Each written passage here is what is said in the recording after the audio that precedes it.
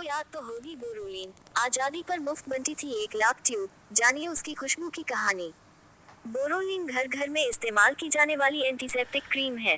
आजादी से पहले स्वदेशी आंदोलन की कोख से निकली इस क्रीम की भारतीयों के दिल में एक अलग जगह है। एक नज़र इस क्रीम के इतिहास पर। पॉपुलर एंटीसेप्टिक क्रीम बोरोलिन एक बार फिर चर्चा में है। ट्रेडमार्क के मामले में दिल्ली हाई कोर्ट ने हाल में बोरोलिन बनाने वाली कंपनी जीडी फार्मास्यूटिकल्स के पक्ष में फैसला सुनाया था।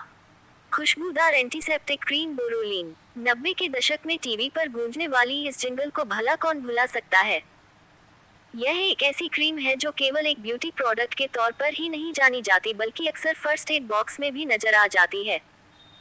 अंग्रेजी शासन में विदेशी उत्पादों को टक्कर देने के लिए स्वदेशी मूवमेंट के तहत जन्मी इस क्रीम की भारतीयों के दिल में एक अलग जगह है।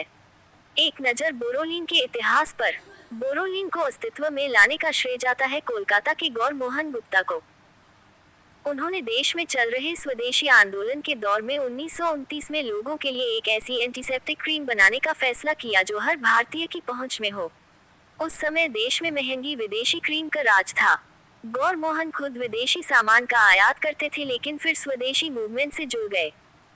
उन्हें लगा कि देश की मदद करने का सबसे अच्छा तरीका यही है कि इसे आर्थिक रूप से आत्मनिर्भर बनाया जाए। इसी सोच के साथ उन्होंने ऐसे प्रोडक्ट्स बनाने का फैसला किया जो क्वालिटी में विदेशी उत्पादों को टक्कर दें, लेकिन उनकी कीमत आम भारतीय की जेब के मुताबिक हो। मगर यह सब आसान नहीं था। कई लोगों ने उन्हें हतोत्साहित किया लेकिन गौर मोहन भी अपनी धुन के पक्के थे। उन्होंने अपनी कोशिश जारी रखी।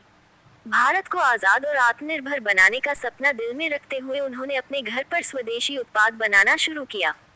इन्हीं में से एक थी हरे रंग के ट्यूब और गोल काले ढक्कन वाली बोरोलिन क्रीम। उन्होंने इसे 1929 में लॉन्च किया। जल्दी ही इसने भारतीयों के दिल में जगह बना ली।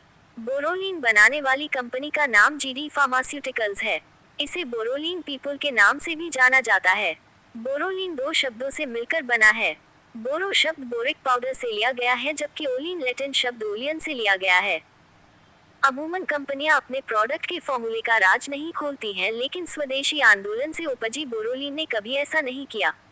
शायद यही वजह है कि उसे ट्रेडमार्क की समस्या का सामना करना पड़ा।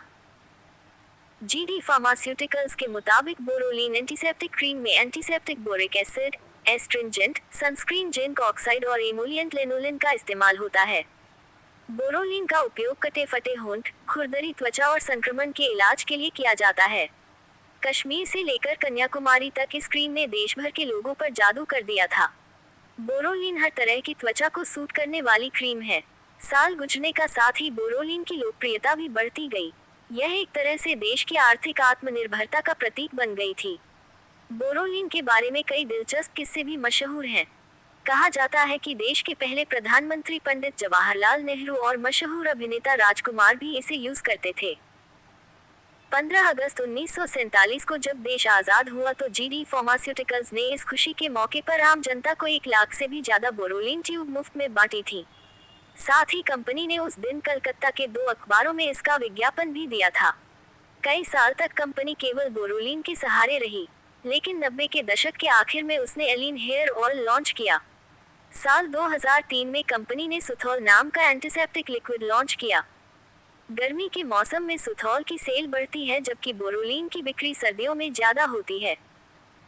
आज कंपनी के पोर्टफोलियो में Boroline, Biolips, Ruksh hand wash, Ruksh hand sanitiser, Elin, Suthol, Penorub और नोब्रिक्स जैसे कई प्रोडक्ट्स हैं। कंपनी के देश में 2 प्लांट हैं। बोरोलिन ट्रेडमार्क भारत के अलावा ओमान, तुर्की, बांग्लादेश और यूएई में भी रजिस्टर्ड है।